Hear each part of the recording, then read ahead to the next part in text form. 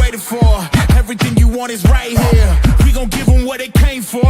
We gon' take it up from last year. Shoot on my shot, boy, I'm long range. Me and the team on the same thing. Stayed down, never switched up.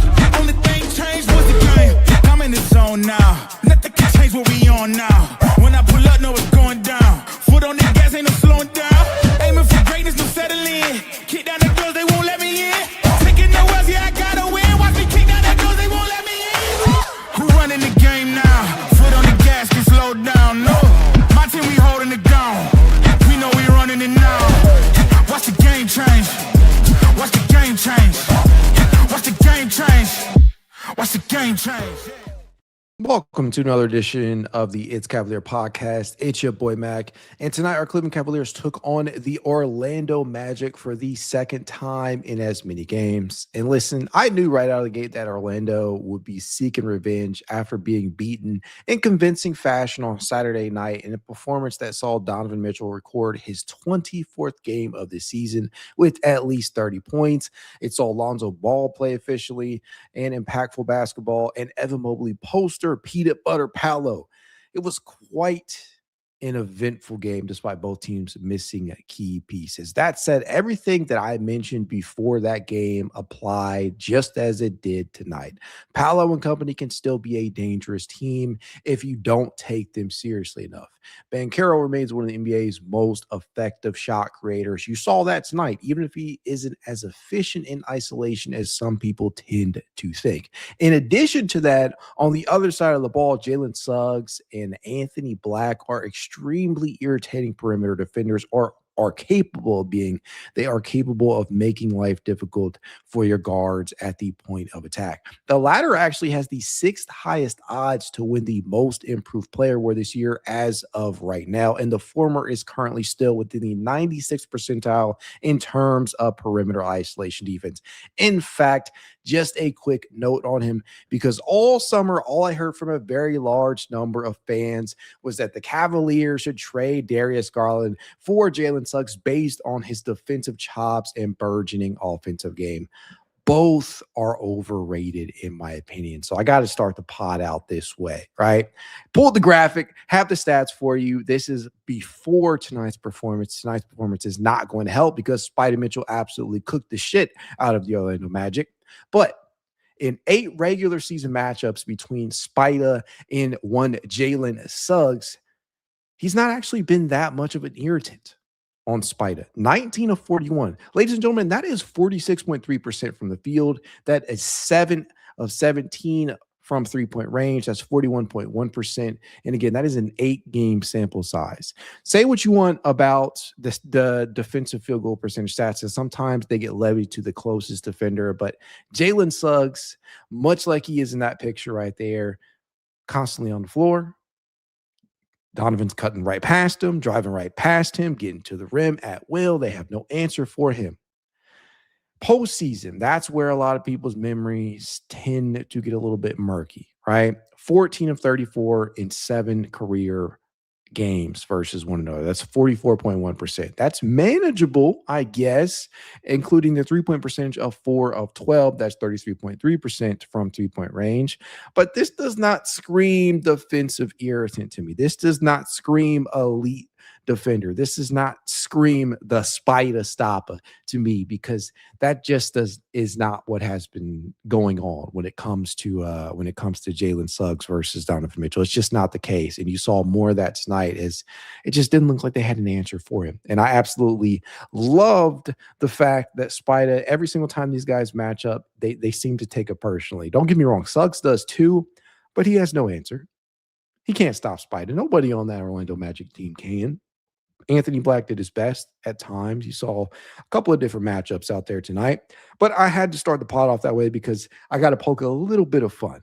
I got to poke a little bit of fun at the people who wanted to move Darius Garland for the likes of Jalen Suggs. No. Just I'm enjoying that one. Loved to see that occur. Love to see Spider absolutely go to work tonight. Just as a general reminder, there's not many people in the NBA that can stop Donovan Mitchell when he has it rolling, and he absolutely had it rolling. tonight. Defensive metrics aside, though, we do have a game to talk about. But before we get there, do your boy a favor and smash that like button. Subscribe to keep the Cavs coverage coming and hit that notification bell so you never miss out on post-game coverage.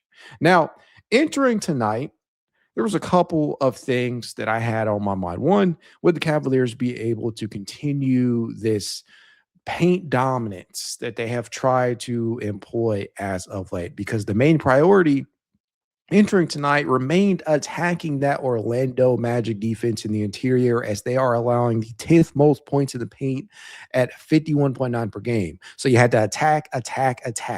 That was the one thing that I was looking for tonight. Now, last time out, Cleveland put up 50 points in the paint against Orlando, and the bulk of that, just like it was tonight, was Donovan Mitchell knifing his way inside and finishing despite a boatload of contact around the rim.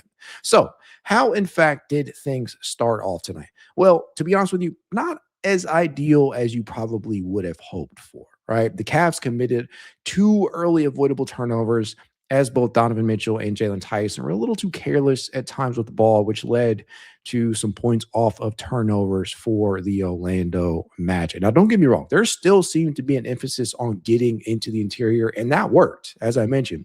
But Orlando's shots were falling out of the gate, namely Anthony Black, who, as I mentioned, looks like a much improved player this year, right? He was fierce defensively and getting to his spots on the other side. He had a nice midi pull-up jumper in that first quarter that really stood out.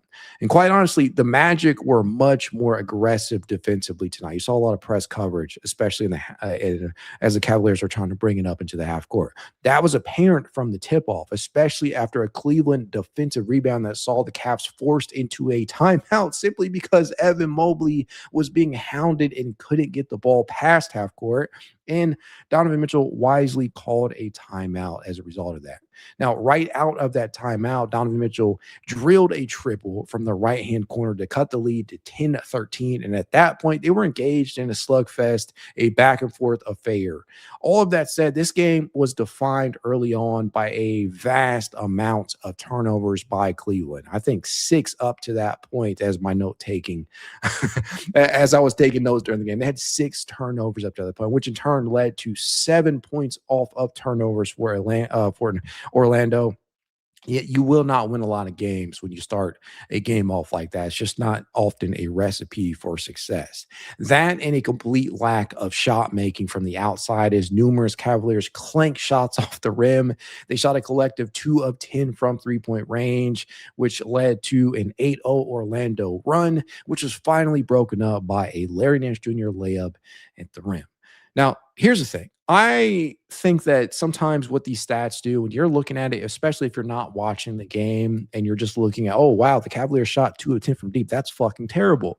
Sometimes it's not just about it's not about the percentages themselves. It's rather who is taking those shots. Now, up to that point, I believe it was Larry and Tomlin, and God bless Tomlin. You know, I loved Naquan Tomlin, but Naquan Tomlin is not yet a trustworthy 3-point shot. The one thing that I do appreciate about him, though, from beyond the arc is that he does not pull any punches. He does not lack any confidence. He will let that thing fly, and you need that to happen for him to progress in the area at the NBA level.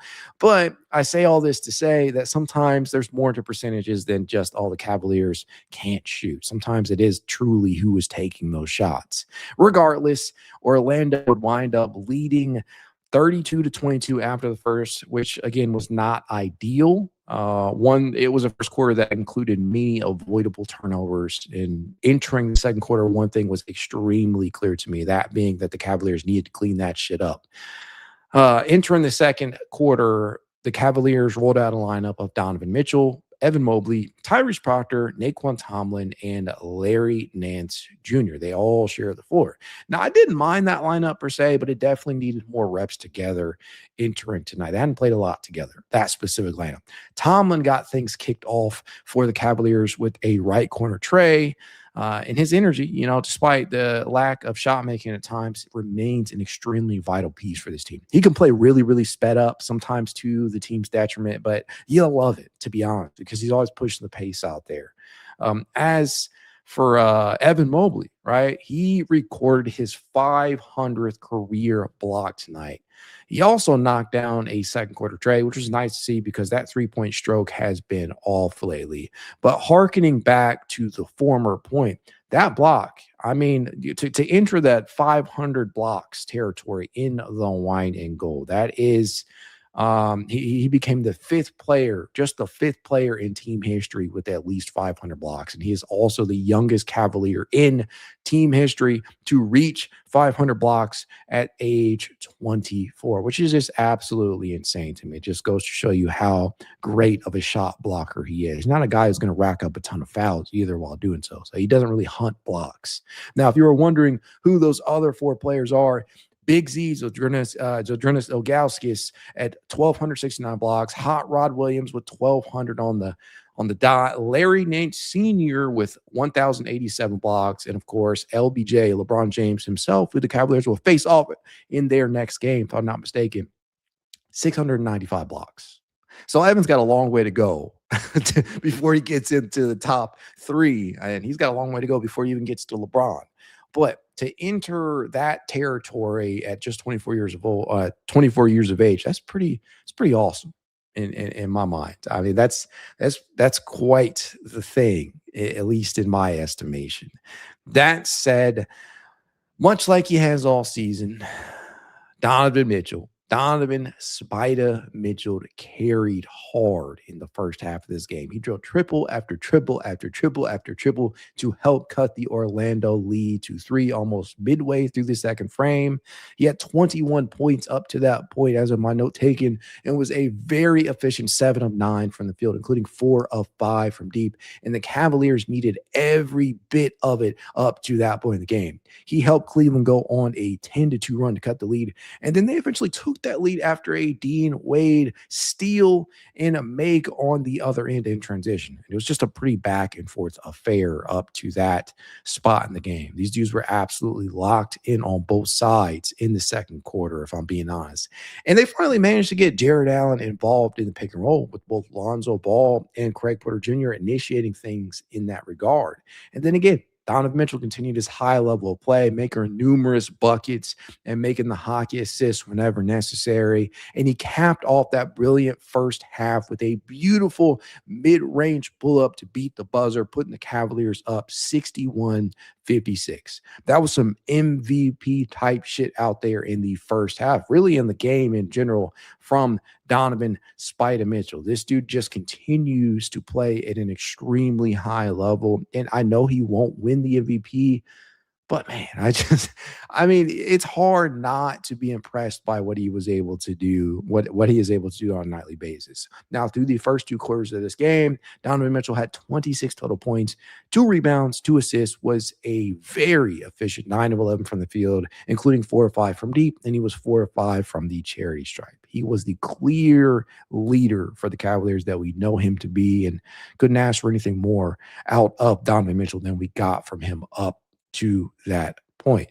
Now, the Cavaliers led in more than a few categories, including but not limited to points in the paint, 28-16. They led second chance points, 7-4, and fast break points, 9-8. And they also shot 43.8% from deep. But let's be real, that was essentially Donovan Mitchell and Evan Mobley in terms of the field goal percentage out there. Third quarter began, right? And listen, Don, and you're going to hear this name a gazillion times tonight, so prepare your ears for that.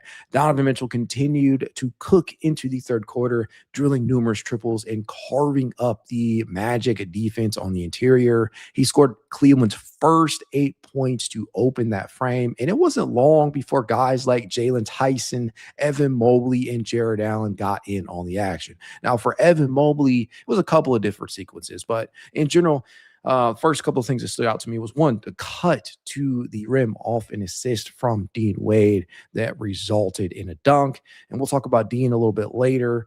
For Jarrett Allen, it was getting involved in the pick and roll game with Donovan Mitchell. For Tyson, it was more so corner triples and floaters, 2 areas he has been exceptional in. Now, mind you, entering today, Jaylon Tyson was completing 48% of his corner triples. That is within the 85th percentile. He entered today top 5 in three-point percentage overall in the entire NBA. So that's not nothing. And then it was just more of the Donovan Mitchell show as he absolutely looked unstoppable on his numerous dribble drives. Orlando had absolutely no answer for him. Still, though, got to be honest, got to call a spade, got to keep it 100. The Magic still fought back, so you got to give them credit. They managed to cut the lead to 9 entering the fourth quarter, mostly off of just one man's production, right? Now, that fourth quarter wasn't as nice as I had hoped it would be. It wasn't a wire. I guess you could call it a wire-to-wire victory, right? It felt like that, but there were points in that fourth quarter I felt like Orlando was trying to push the action and momentum was swinging their way. And such a huge part of that was from the likes of Paolo Banchero. As much as I like to make fun of peanut butter, Paolo Banchero would finish tonight with 37 points, 10 boards, 4 assists, and was a pretty efficient 13 of 21 from the field himself. That is 61.9%. He was 2 of 5 from three-point distance, and he got to the line a whole hell of a bunch of times. 9 of 13 to be exact. That is 69.2%. Now, I'm sure the Magic would have appreciated him knocking down more freebies, but I don't think you got a lot to complain about if you're a Magic fan, if you saw what Paolo did tonight. Now, while Donovan Mitchell clearly outplayed him and his stat line will outshine Paolo's, make no mistake, this is still a pretty damn good performance from Paolo Banchero. He did about everything he could to keep the Magic in this one. So credit where credit is due, as much as we like to make fun of PB over there. But at the end of the day, the Cavaliers were able to bring this one home. And as much as I'm talking about Donovan Mitchell, it wasn't just Donovan. I mean, we've mentioned a few names tonight, but something, if I got to be honest with you guys, right? While Donovan Mitchell and Paolo Banchero were trading shots, it was honestly second round rookie Tyrese Proctor who stole the show in that fourth quarter. He knocked down big shots, including 2 triples. He forced multiple turnovers. He made the correct reads and hit the open man in the half court. He was locked in and engaged defensively. And quite honestly, Tyrese Proctor is better than anticipated at the point of attack and just defensively overall. I think his screen navigation is really, really high level to be as young as he is. And I know he's not a super young rookie, but the point remains. He is better than anticipated at that end of the floor. Not much to not be happy about from Tyrese Proctor tonight, who would finish with a stat line of 6 points, 2 rebounds, 3 assists, 2 steals, was 2 of 3 from the field, including 2 of 2 from three-point distance in about 14 minutes and 2 seconds of action. Tyrese Proctor just has that it factor, right? And it's this type of play that has a lot of people thinking that, well, let's just move on from Lonzo Ball and just give those minutes to Tyrese Proctor. And even though I think that there's room for both this season, I still think that there is validity in both sides of this argument because Tyrese, he contributes in short spurts of minutes, and he offers things that Craig Porter Jr. and Lonzo don't at times, and vice versa. These guys all have their respective roles, and I think Lonzo even had a couple of nice sequences out there tonight, so credit is due for him today too, especially on a rejection he had on the defensive end, right? He often pushes the pace, and he only attempted 1 shot tonight, and I think that at the end of the day, when it comes to Lonzo, it's going to be hit and miss at times from the offensive standpoint. But as long as he isn't pulling the trigger on some ill-advised attempts and he's adding as a playmaker, he's adding in terms of the pace, pushing, he's a solid defender at the point of attack, really above average defender at the point of attack still at this point in his career. He's a solid-ass rebounder, and he's out there making plays when you need him to. That's all I can ask for is assuming that he's not playing as much as some of these other guys who deserve minutes as well, right? But it was a fun-ass performance tonight. I think that I can speak for all of us when I say that we were very impressed with Tyrese Proctor. Very, very impressed with Tyrese Proctor tonight. He appears to have the goods, and the Cavaliers got an absolute steal out of him in the second round. Such a phenomenal performance. Somebody who is not going to get the love that they deserve tonight, that I think that they should, Dean Wade. I continue to say this. If you think that Dean Wade is a shitty basketball player, or you don't understand the importance of having a Dean Wade type of player on your roster, I'm sorry, you just don't know ball. Dean Wade is such a catalyst on the defensive end for this basketball team. I entered this season feeling like, hey, you know what? Especially coming off of Summer League, it's Naquan Tomlin's job. It is Naquan Tomlin's job to overtake Dean Wade by midseason. And let me tell you, there are points during the year where I'm like, oh, Naquan has earned those minutes. Let Dean Wade sit. And Dean Wade did miss a lot of time. But at the end of the day, when Dean Wade is out there, he is such a fucking catalyst for this team on the defensive side of the basketball. And I'll tell you another area where he's been slowly but surely improving this season. And really, it's been this way through his entire career, but it's hit and miss at times because of the injuries. It is his work on the glass, right? We give him a lot of love for what he does on the defensive side of the basketball, and rightfully so, because at the point of attack, when defending the wings, we already know he's very, very high level there. But when you really think about it, really sit down and think about just how impactful of a rebounder that Dean Wade has become, it's crazy, right? He finished tonight with 6 points, 7 rebounds, 2 of the offensive variety, 2 assists, a steal, and was a plus 21 on the floor tonight while going 2 of 4 from the field. He's never going to be a guy that takes a bunch of shots. That is just not who Dean Wade is. Yeah, you're going to need him to knock down the open triple. It's the same thing with any of these role players out there, whether that be Craig Porter Jr., who needs to pull the trigger more at times, be a little bit more aggressive in hunting for that shot, especially on ball, or even when he gets it off ball. Lonzo Ball, same thing applies to him, right? We don't really have to worry about Jaylon Tyson as much, or a few other guys on the roster, right? But at the end of the day, as long as Dean Wade is contributing so highly in some of these other areas, and he's not a true net negative in terms of attack and a closeout, which he has done numerous times, he remains one of the most impactful players on this team, despite some of the field goal percentages at times. Now he entered today averaging 5.7 points and 4.1 rebounds while shooting just 40.7% from the field, including 33.3% from 2-point distance. But I think that anybody on that coaching staff would tell you just how impactful this dude is and why he is playing as much minutes as he is. Now, going back to the Cavaliers, even prior to today, the Cavaliers' last 3 games, he was a plus 11 against Charlotte. He was a plus 21 against Sacramento. He was a plus 10 against Orlando on Saturday, and he was a plus 21 tonight. Now, again, plus minus is one of those stats that is heavily due to the team around you, right? It's a team-based stat. But it's always good to be on the positive side rather than be on the negative side. And in terms of pure defensive rating, when Dean Wade is on the floor, the Cavaliers defense is just absolutely clamps, right? Entering today, the Cavaliers have a defensive rating of 111.2 when he is on the floor, compared to 115.4 when he is off of it. Now, again, there is a bit of a trade-off from an offensive rating standpoint with Dean. And when you get good offensive contributions from Dean Wade, that definitely helps some of these lineups that he is in. But lineups featuring Dean Wade, it doesn't matter if Darius Garland's out there. It doesn't matter really who he is sharing the court with. Dean Wade has often been a catalyst on that end. And the Cavaliers have often go as Dean Wade goes when he is in the game, right? Now, this is just I know Dean shouldn't probably get as much time on the pond as I'm giving him right now, but man, I can't not, because there are so many people out there that just don't understand the importance of this dude. And yeah, you can say it hasn't translated well to the playoffs.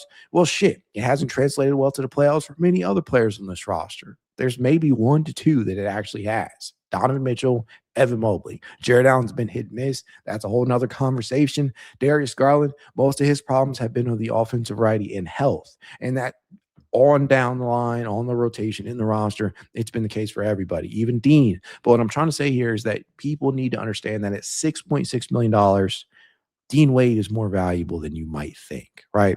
The lineup, in particular of Donovan Mitchell, at least entering today's game, the lineup of Donovan Mitchell, Jaylon Tyson, Dean Wade, Evan Mobley, and Jarrett Allen has a defensive rating of 95.9. That is in the 97th percentile. He is a catalyst. And before you go out there and start chirping up about, oh, well, Darius Garland, him being out has a lot to do with that. No, honestly, it doesn't. When you actually look at what the defensive rating is with Dean and Darius, it's still 100, right? The defensive rating is literally at 100, which is extremely good, while the offensive rating is even better, like tremendously better, because you get Darius buoying the offense in that area, right? It's just so important for people to understand how valuable a player like that is, that does not make a lot of money, that is a connective tissue out there, that is high level defensively. You just have to give this guy more respect. And that's what I'll leave it at with Dean Wade. But this was a great performance. I think tonight ties the Cavaliers' longest win streak of the season at 4 games, which is absolutely crazy to me that they haven't put together a streak longer than that. But I will take it, considering how tumultuous this season has begun, rather. And a lot of that simply boils down to injury. Some of it is effort at times, but I think they have passed that. There were points in the season where we were literally like, do these dudes actually care about what's going on? And it lent credence to the idea of people saying, oh, well, the regular season doesn't matter. Do the Cavaliers now believe that's the case too? There's a lot of people out there believing that. And to be honest with you, their play at times left a lot to be desired in the effort category, and that's completely valid. But I think they flipped the page on that, and they're actually trying, and they're actually overcoming some of the defensive issues. They're actually overcoming some of the injury issues. And Kenny Atkinson has been better with rotations at points as of late.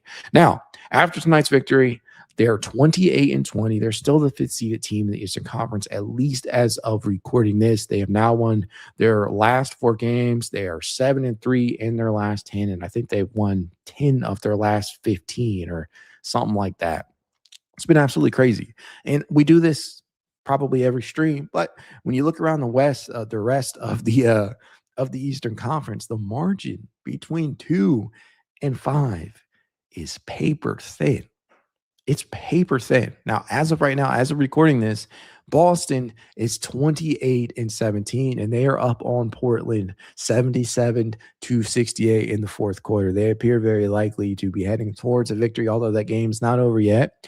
Let's give them their fair share over there in Portland. We don't know how that game's going to end. But even if they do win tonight, they're still just, 2.5 games over Cleveland for the 2nd seed. And then you look at Toronto and New York, they're not really any higher. Toronto's 29-19. New York is 27-18. They're 4-6 in their last 10 games. Cleveland's peaking. I don't know. Actually, let's reel that back. They're not peaking. They're playing better basketball.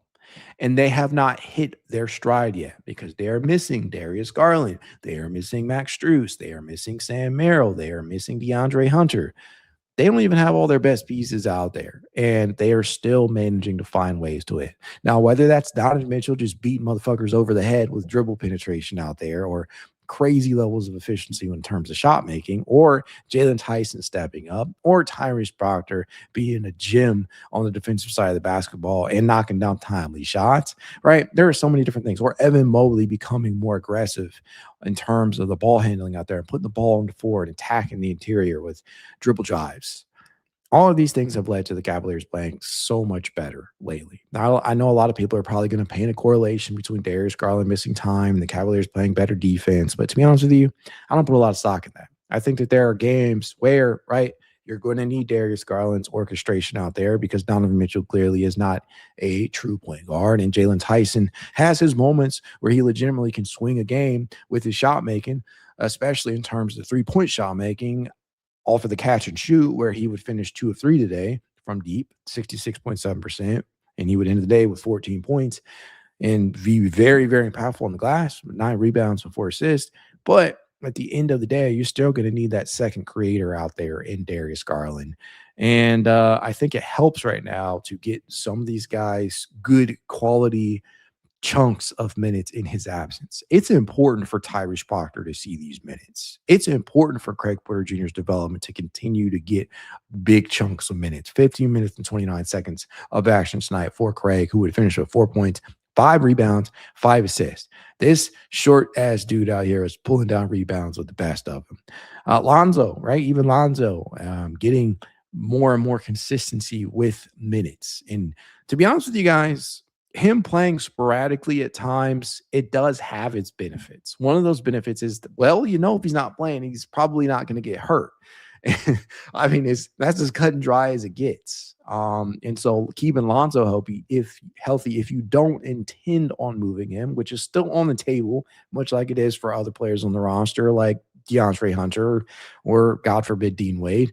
But at this point in time, he's still on the roster. And so keeping him healthy is still a paramount, like it is of the highest importance to me, because if he does remain on the roster past the February 5th trade deadline, you're going to need him in a postseason setting at some point. Even if he isn't consistently in the rotation, once guys like Strus and Merrill and Garland come back, you're still going to need him for a series or two. Same thing goes for guys who aren't currently playing every single night, like Thomas Bryant, another offseason acquisition. You're going to need guys that can do that and step in and be veterans and just contribute when called upon. And so in Darius Garland's absence, that's kind of the bright side to it. You get to see some of these guys that you probably wouldn't see as much if the rotation was closer to full strength. Because to be honest with you guys, much as I love him, you're not seeing Tyrese Proctor play 14 plus minutes in a game where Sam and Darius are healthy. You're not seeing that. You may not see the likes of Craig Porter Jr. play 15 plus if Max, Darius, and Sam are all back. You may not see that in DeAndre as well. It's a lot of give and take in terms of the rotational consistency on a night-to-night basis. And that has been one of the bright spots in having so many injuries, is that you've gotten so many of these small breakouts and large ones in the case of a Jaylon Tyson. But getting Craig as much time as possible has been great. Getting Naquan Tomlin as many developmental minutes as you can has been great, even though he is not currently playoff eligible. Although I think it's a foregone conclusion at this point that Naquan Tomlin's contract will be converted to a standardized deal closer to the time that his 50 games run out. And in layman's terms, his two-way eligibility will run out here soon. So the Cavaliers will have to convert his contract or make a decision on that.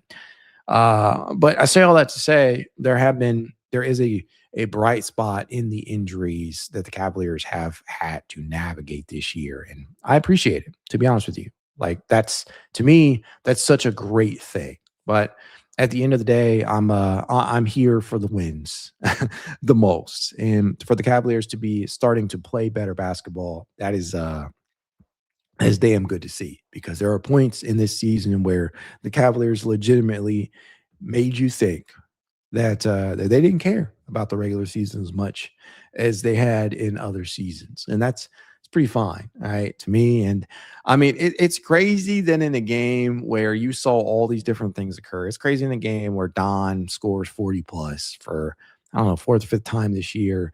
Evan Mobley has like the most quiet 20 that you've ever seen, right? 20 points, 9 rebounds, 2 assists, 2 more blocks. As I mentioned earlier, he entered the 500 block club for Cleveland. It was an efficient 9 of 16 from the floor. That's 56.3%. Now, you want him to hit more of those free throws. He was just 1 of 4 tonight. That's 25%. But that was a very solid performance from Evan Mobley, which was just dwarfed by whatever Donovan Mitchell did tonight. And honestly, I have no problem with that, because this was a phenomenal victory. I think they swept the home and away series against the Orlando Magic, and I'm happy with that.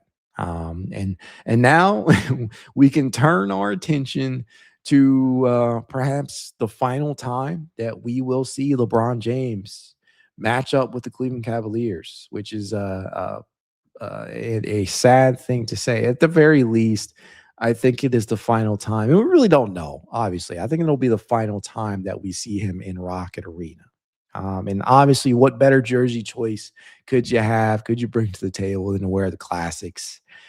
It's going to be an emotional night. It has the potential to be an emotional night. I'm not going to lie to you guys. But time will tell. We really don't know if he's going to end up retiring.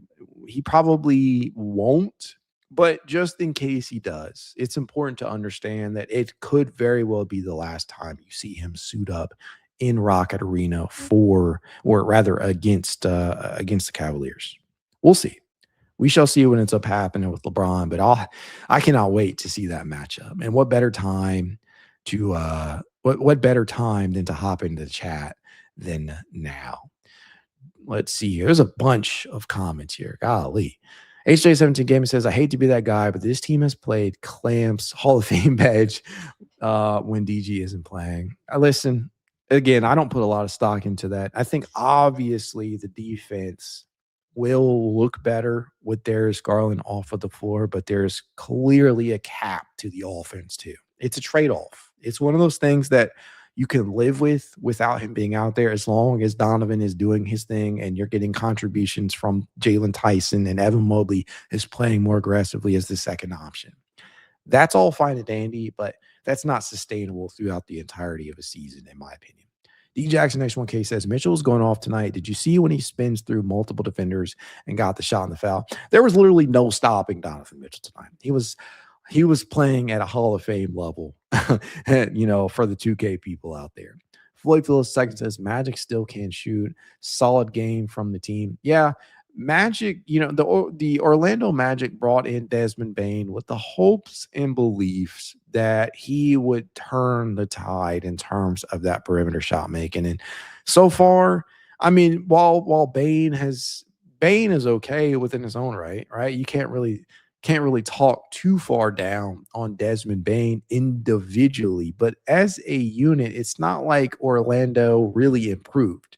They're 33.9% from three-point distance as a team this year. That is 29th in NBA. The only team that's been worse are the Portland Trailblazers at 33.8%. Now, Cleveland's in one of the better stretches of shooting that we have seen them have all season long, but they're not exceptional. They're 15th at 35.5%, but they're in terms of volume. When you really talk about how much shots are taken, there's a huge difference between 35.5% and 33.9%. That 2% is huge. It's bigger than a lot of people would think.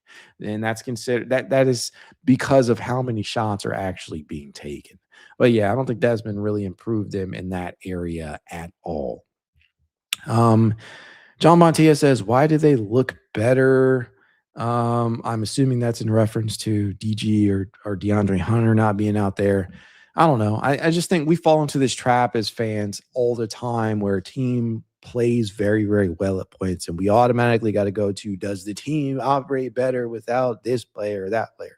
We saw it during the 2023-24 season at stretches where Evan and Darius were out, and Donovan Mitchell went on this like crazy run in the month, in between the end of December and the middle of January, where they played high level efficient basketball with Donovan Mitchell starting at the point and Sam Merrill starting at the 2, and they were just beating the brakes off of teams from 3-point distance at times. No, I mean, I think that they're clearly not better without Darius or DeAndre, but there have been playing better basketball as of late. The defense is clearly propped up by having Dean Wade back and guys starting to get their shots rolling again, and Kenny getting his head out of his ass in terms of the rotation at times. JD says, winning these games with guys out is big. It is. It's huge. No Darius, no Sam, no Max, no DeAndre. That's 4 key rotational pieces. That's big. That's important. That's good for seeding. And you're making ground back up, right? Never bloom with the eyes. If, like Spo says, great win, but I have to say, many need to stop trying to switch the narrative that, again, DG's the problem. When many were crying that we need another ball handler earlier on when we were struggling. I think this is essentially echoing every single sentiment that I've mentioned already, right? Darius Garland is clearly important to the orchestration of this offense. DeAndre Hunter, though he isn't playing up to his $23 million price tag, is still a weapon to have off the bench. He still creates offense. He's still capable. He's just not living up to his price tag. And that's another conversation for another day. But those guys are important. Sam Merrill, he's important. The Cavaliers winning these games despite Sam Merrill being out, does that mean they're better off with Sam Merrill too? No. I think we all know that, but I think we have this bias of saying that at times, like, oh, because of what we're seeing, Darius is automatically we need to push him out. We need to trade him for somebody else, when that couldn't be further from the truth. Let's see here. Let's see here.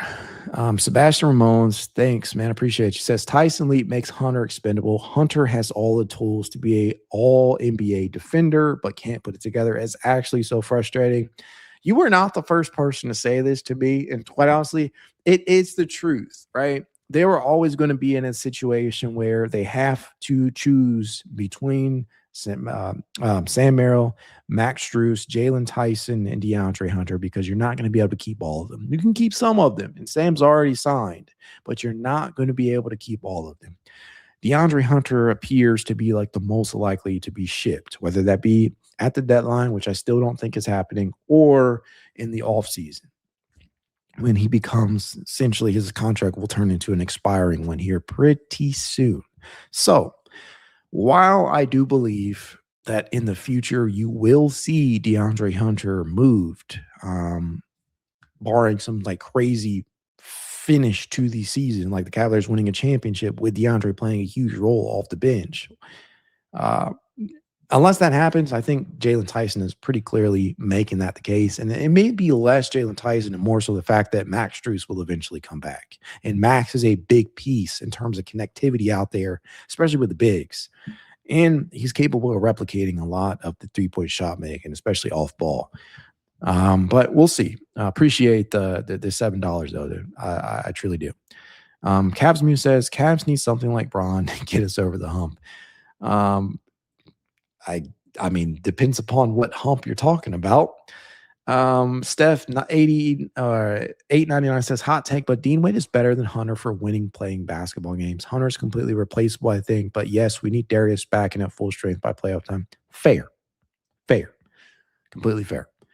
Ian says Proctor is up next year. I agree. I think this is a player that when you're talking about who could potentially break into the rotation like Jaylon Tyson essentially has this year, because Jaylon was in and out of the rotation last year. Some of that was due to injury. Some of it was due to Kenny Atkinson wanting to kind of experiment and see what he had in Tyson.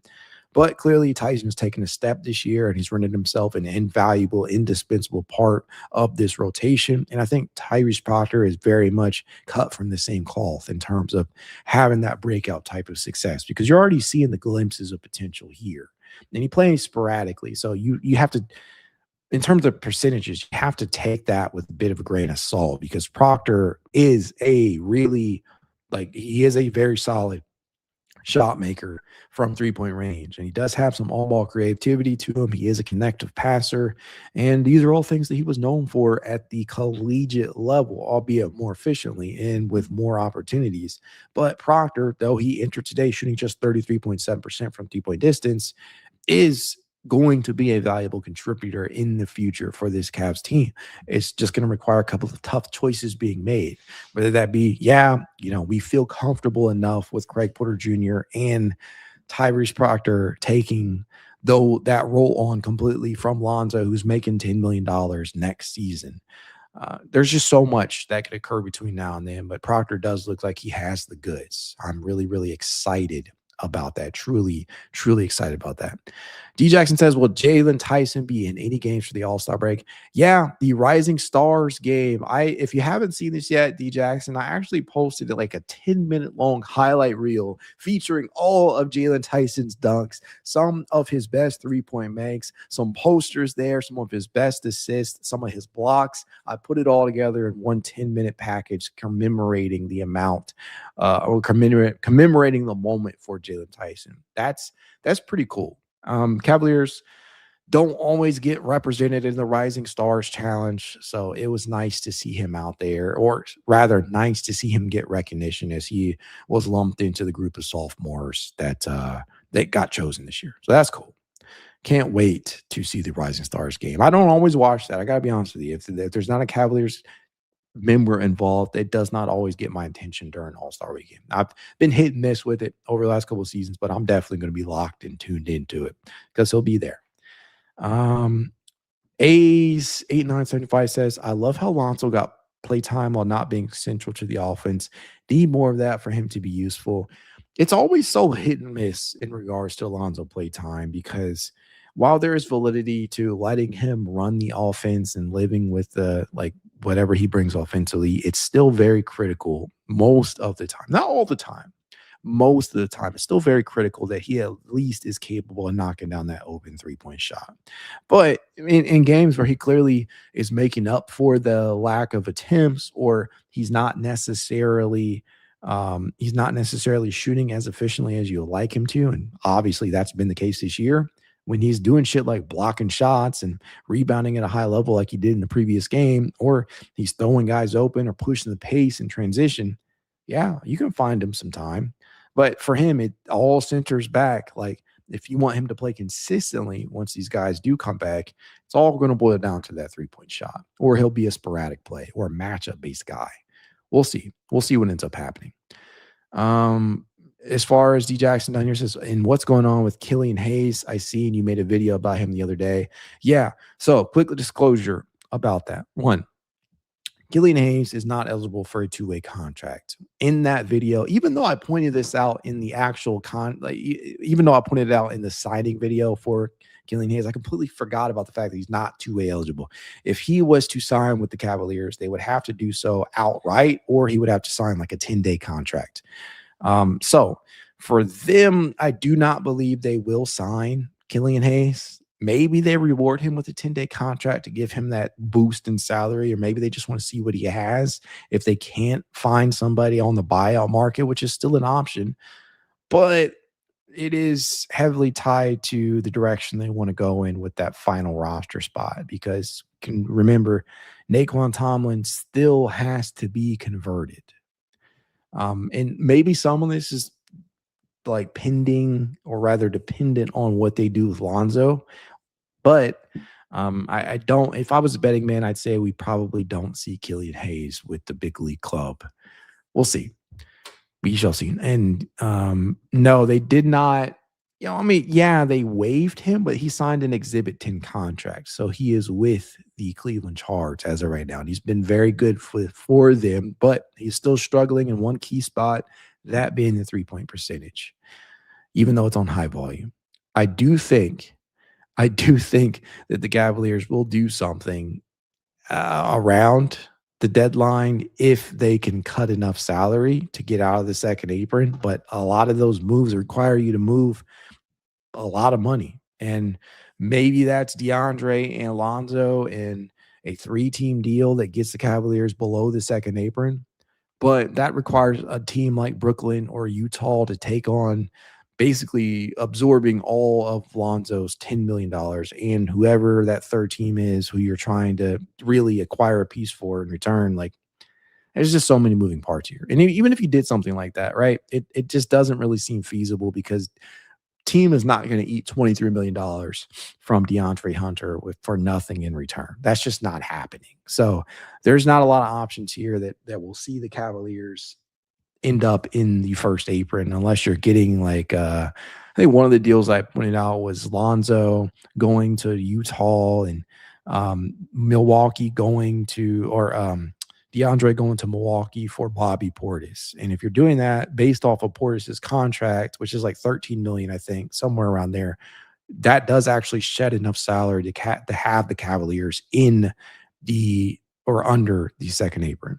There's a specific number they have to hit. It's around $23 million that they would have to shed to get under the second apron. And that's a tough thing to do, because one, you have to align that with what other teams want, which is a very difficult thing. And you have to be able to sell them on taking on or absorbing basically all of the salary of Alonzo Ball.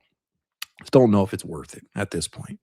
I say all of this to say that we're very, very likely to see this team stand pat rather than making a move at the deadline. They probably will view their big trade level move as simply getting guys back, getting Darius, getting Sam, getting Max eventually, seeing how long it takes DeAndre Hunter to get back to playing consistent, impactful basketball. They probably view that as their trade level moves, because there's, like, barring a Giannis move, which is not happening due for numerous reasons, barring a move like that, something huge, there is not a move this year that's going to put them any closer to title contention than they they would be by simply standing pat right now.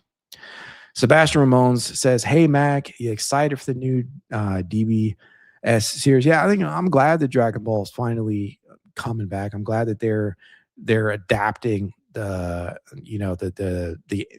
most recent manga storylines, right? The Galactic Patrol. I'm curious to see how that looks on screen, but we will see what ends up happening with that. I mean, I'm excited. I mean, you can never have enough Dragon Ball Z, but I was we've been in the dark for so long now that I would have been happy with just about anything. And I'm sure that there are a lot of Daima fans in the chat.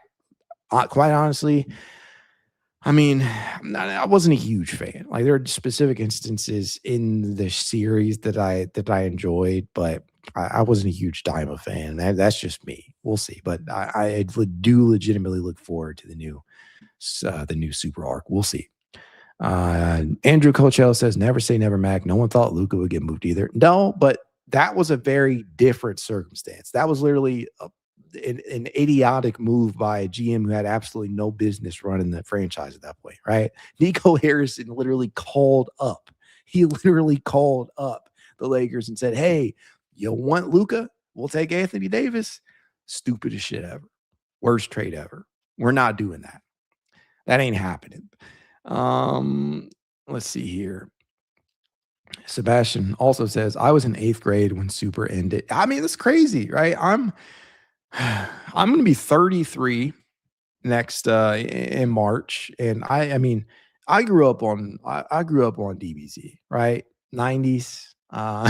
When that shit was first airing, right? Late 90s, early 2000s, as DBZ was airing like some of the latter seasons, like the Cell Saga and the Boo Saga. That was just such a huge piece of my childhood, right? Such a huge piece. And at this point in time, right, I think I'm going to drop another one on you guys that you may or may not agree with. But as the years have gone on, I have gained an appreciation for Dragon Ball GT. Maybe I'm alone in that, but I actually enjoy Dragon Ball GT. I think that is a series that does not get enough love. It was very much a product of its time. A lot of the soundtracks and scores for that series, very much 90s, like huge 90s level shit you saw going on. But yeah, I'm very, very excited to see Super come back. We'll see. We shall see. I think that's probably a good place to close it down, though, guys. I think we talked about just about everything we could under the sun here. If you're still here by chance, consider liking the video. Subscribe if you're not yet a subscriber to the Cavalier podcast. Do the same for Positive Hooper, my actual NBA level channel. And even if you don't, your boy will still be here because I love this team, and I know you guys do too. Go Cavs.